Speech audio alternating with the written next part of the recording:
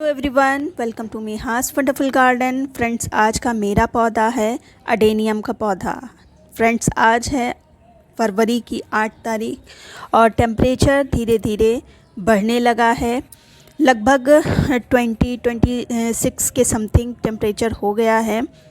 Adenium पर हल्की हल्की सी ग्रोथ भी दिखाई देने लगी है। अब समय आ चुका है कि आप इन पे काम शुरू कर दें।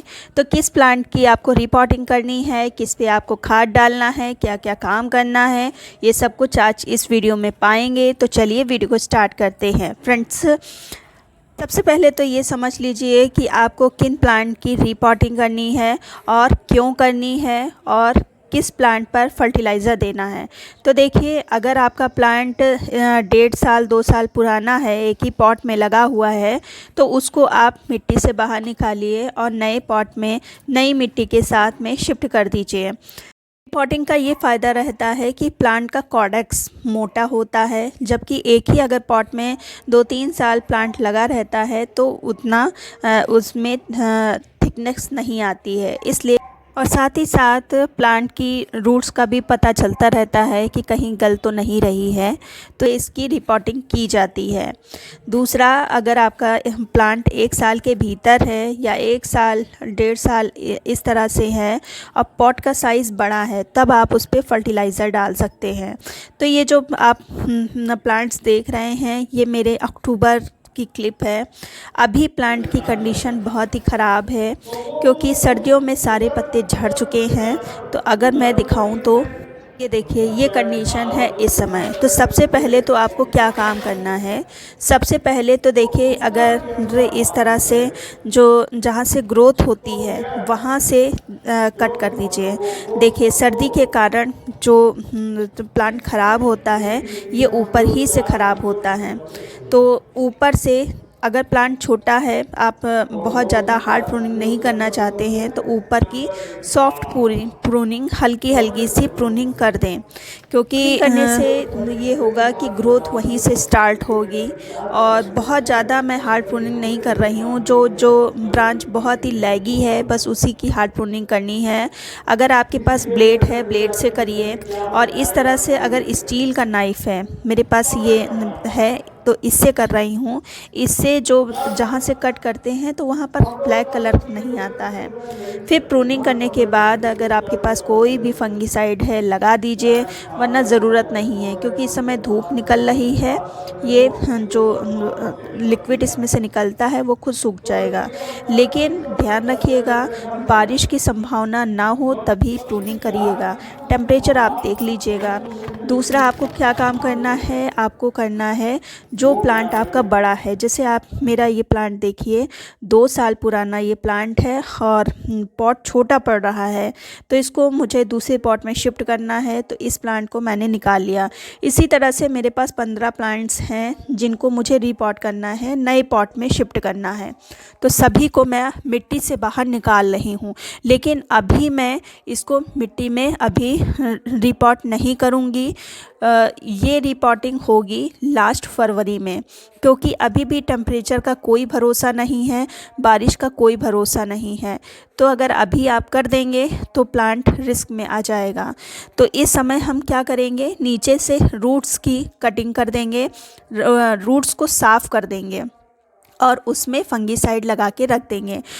इस तरह से आप कम से कम 15 दिन तक इनको रख सकते हैं, कोई भी प्रॉब्लम नहीं होगी। प्रॉब्लम तब होगी जब आप इसको रिपोर्ट कर देंगे और बारिश हो जाएगी, तब प्रॉब्लम होने की का रहता है। अगर आप ऐसे ही इसको छोड़ देंगे तो कोई भी प्रॉब्लम नहीं होगी। अभी मैं इनको ऐसे ही छोड़ रही हूँ। लगभग मैंने बोला कि 8-10 प्लांट ऐसे हैं जिनको मुझे रिपोर्ट करना है। अब प्लांट बचे हैं, लगभग 15 प्लांट ऐसे होंगे जो छोटे हैं, जो कॉर्डेक्स भी छोटा है और प्लांटर उनका बड़ा है। तो ऐसे प्लांट में हम फर्टिलाइज़र देंगे। और नई ग्रोथ स्टार्ट हो चुकी है, किसी किसी प्लांट पर तो नहीं, किसी किसी प्लांट पर हरी हरी ऊपर से ग्रोथ दिखने भी लगी है। तो अब हम अच्छी खासी मात्रा में इसमें फर्टिलाइज़र ऐड करेंगे। फर्टिलाइज़र जब ऐड होगा तो इनमें पत्तियाँ आना स्टार्ट हो जाएंगी। ये डॉर्मेंसी से बाहर निकलने लगेगा। एक तो हमने इस ऊपर इसकी टिप की प्रूनिंग की है, दूसरा फर्टिलाइज़र पाएगा तो ये ग्रोथ स्टार्ट भी कर देगा। और दिन का टेम्परेचर भी अच्छा हो गया है, धूप भी अच्छी निकलने लगी है, तो अब हम फर्टिलाइज़र आसानी से दे सकते हैं। तो फर्टिलाइज़र कौन कौन सी देनी है, मैं कौन कौन सी देती हूँ, मैं चलिए देखिए ये मेरा फर्टिलाइज़र वाला स्टोर रूम है। ऊपर एक स्टोर रूम बना हुआ है छत पर, जिस पे सारी फर्टिलाइज़र रखी रहती हैं। तो अब मैं अडेनियम के लिए एक प्लांट के हिसाब से मैं बता रही हूँ। तो सबसे पहले तो देखिए मैं लूँगी बेस फर्टिलाइज़र वर्मी कंपोस्ट। तो सीज़न के स्टार्टिंग में ही मैं ये वर्मी कंपोस्ट लेती हूँ, फिर बाद में वर्मी कंपोस्ट मैं नहीं डालती। तो लगभग 50 ग्राम के करीब होगा ये वर्मी कंपोस्ट। और प्लांट मेरा 1.5 साल पुराना है, मतलब ज़्यादा उसका जो कॉर्डेक्स है बहुत ज़्यादा थिकनेस नहीं है, तो उस हिसाब से मैं ले रही हूँ। दूसरी चीज़ ली है बोन मील। अडेनियम के प्लांट के लिए बोन मील बहुत ही ज़्यादा ज़रूरी है।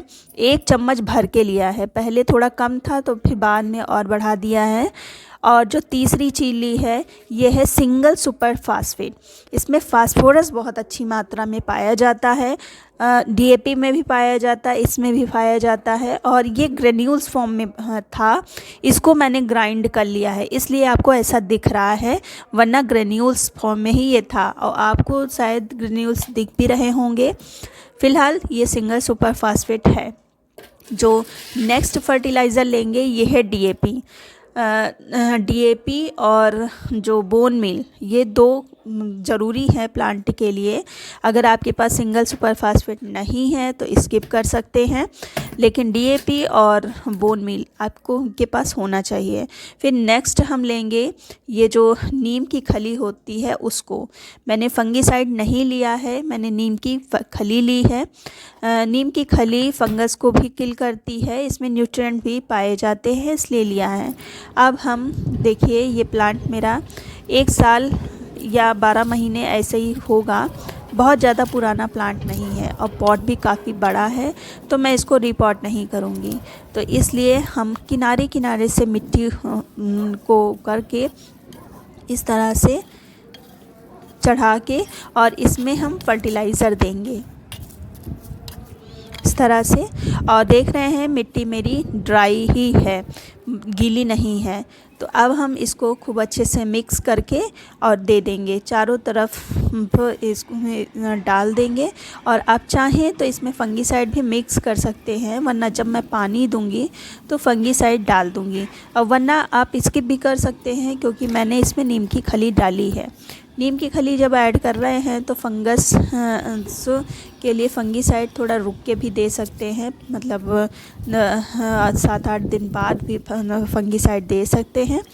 अब देखिए मैंने ऊपर से मिट्टी डाल दी है और मिट्टी थोड़ी सी ड्राई है, तो मैं पानी भी, क्योंकि मैंने सुबह पानी नहीं दिया था और कल भी पानी नहीं दिया था, चूँकि ये मौरंग में लगे हुए हैं तो बहुत जल्दी ड्राई हो जाते हैं, तो हम पानी फर्टिलाइज़र देने के बाद दे देंगे।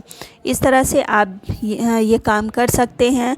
लेकिन अभी आप नई मिट्टी में इसकी रीपॉटिंग मत करिए, जब टेम्परेचर अच्छा हो जाए, एटलीस्ट फरवरी तक वेट कर लीजिए, फिर आप इसकी रीपॉटिंग कर सकते हैं।